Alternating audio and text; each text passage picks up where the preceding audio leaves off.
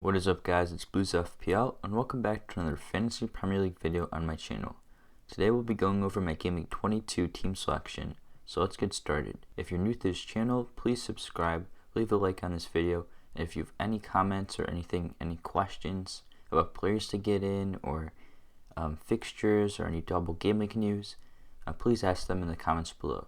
Alright, let's get started. So this game week I got 60 points. The average was 48, so I got 12 better.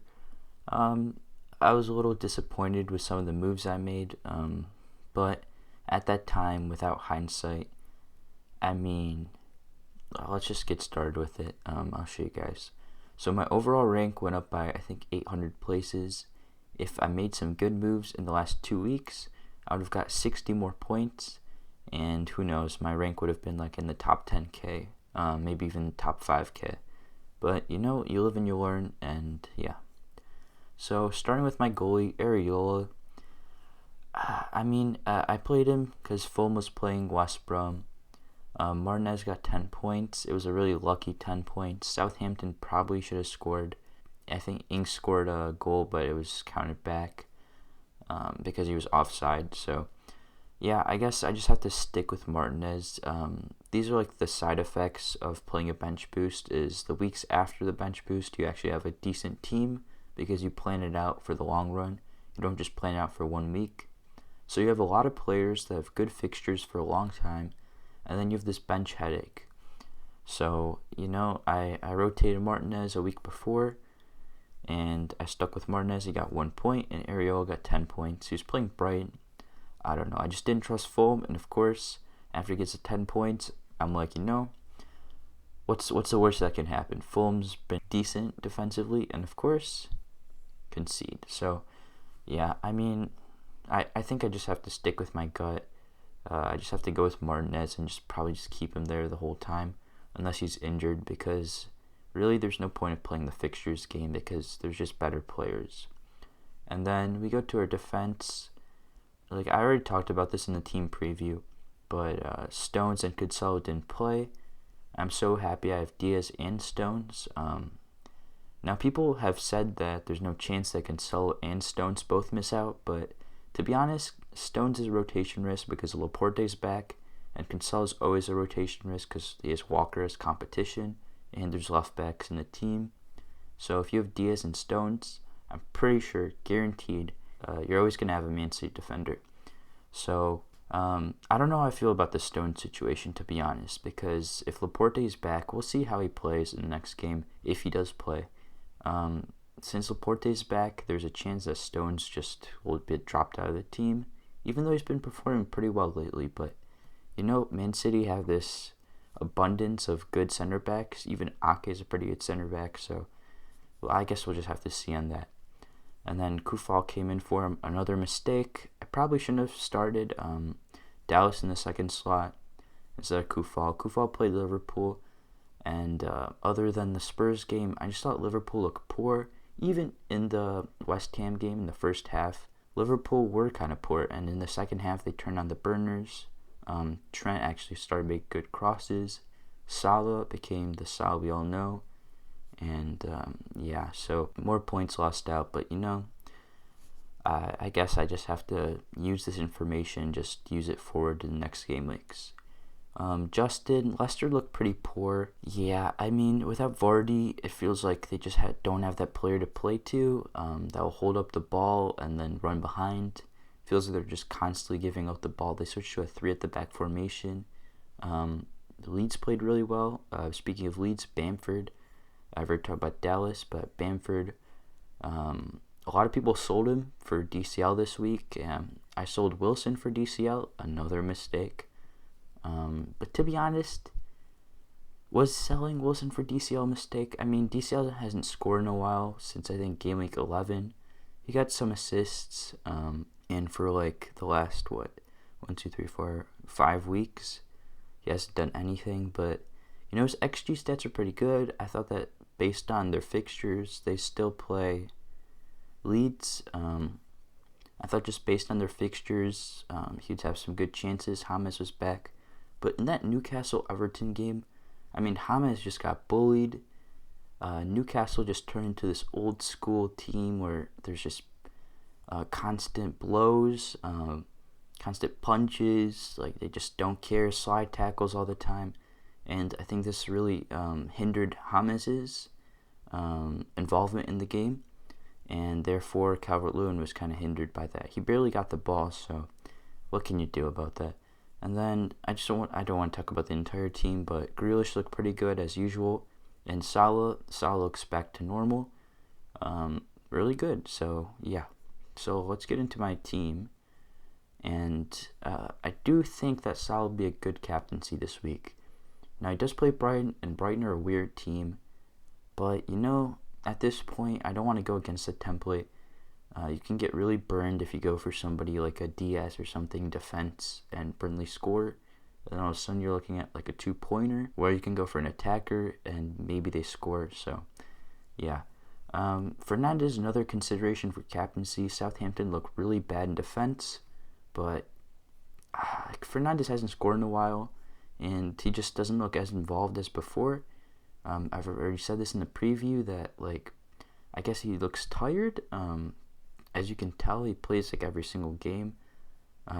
Against West Ham was the only time where he got subbed in the first half, and he's played every single game. So actually, I think the West Ham game he came on at halftime, maybe.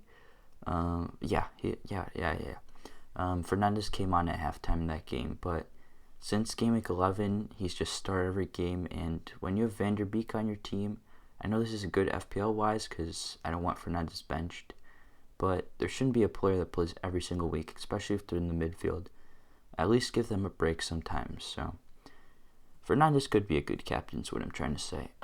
Grealish, I just don't think he's a great captain because, he just gets those assists most of the time instead of getting goals, and he's a very unselfish player.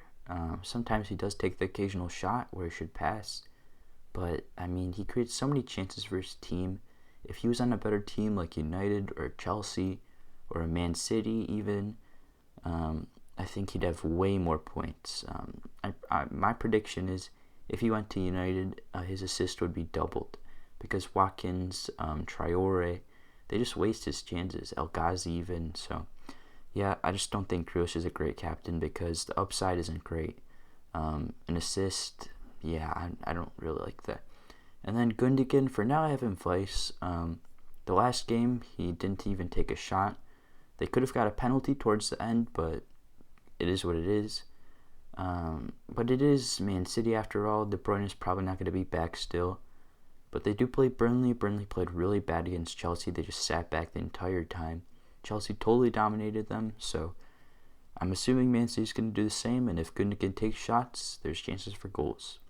But I'm guessing Salah's probably going to start.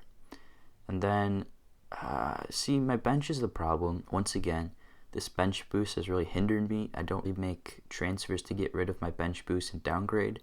So I do have players that are actually decent. Souček, once again, sometimes you bench him and he scores. Sometimes you play him, he doesn't score. It is what it is. Against Aston Villa, I think they're a good team in defense. They can pretty much they can stop headers, so I don't think I have to worry about him. Now Dallas and Kufal, I'm gonna switch them back and watch Kufal get an assist or a goal or something. But Everton do look kind of weak. Maybe it was just that one blip game against Newcastle, but Leeds could press them, Leeds could score, and if Dallas is going to keep playing out of position, that midfield slot with Alioski in his position, you never know. So, yeah. And then Kufal, Aston Villa. To be honest, this game could be 0-0, and Kufal could be sitting on my bench when the third slot was 6 points, even bonus or something. But, yeah, I could see both sides scoring as well. I don't think I'm going to make any transfers this week. I just don't think there's a point. There was this little rumor, I'm not sure if it's 100% true. This Man City Arabia account tweeted out a picture of their schedule, and there was a blurred out image, and it was kind of fainted, and it had Man City versus Everton after their Champions League game against, I want to say, Who do they play in the Champions League game? One of the German teams. I forgot what their name was. Right after that, so that'd be game week 24.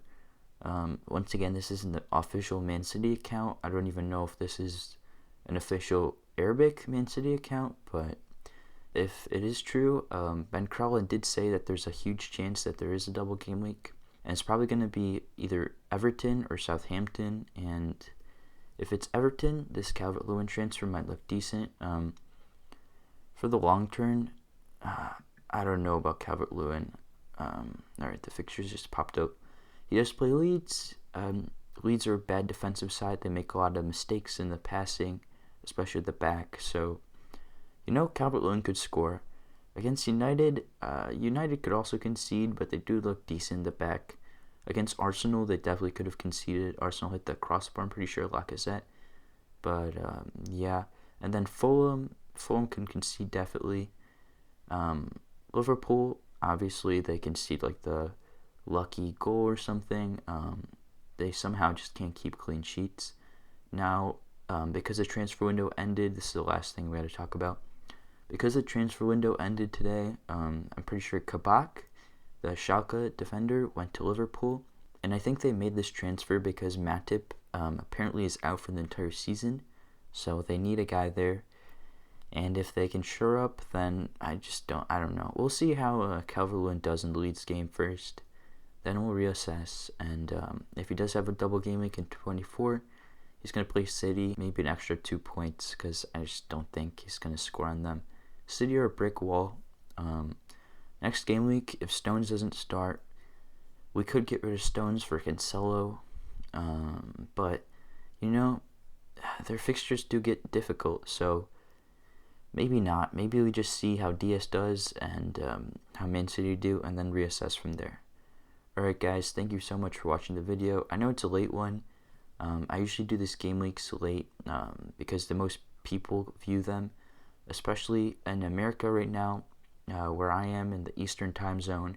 The deadline is, I think, at 11:30 a.m. in the morning, so the most people can view it during the nighttime, and then when you wake up in the morning you can see it. And hopefully this helps you out. I just don't think I'm going to make any transfers this week. If you like the video, make sure to subscribe, leave a like, and like I said, if you have any questions, feel free to comment them down below. I answer all the questions to my best knowledge. Obviously you can't predict stuff, but you can always give helpful advice. Alright guys, see you in the next video.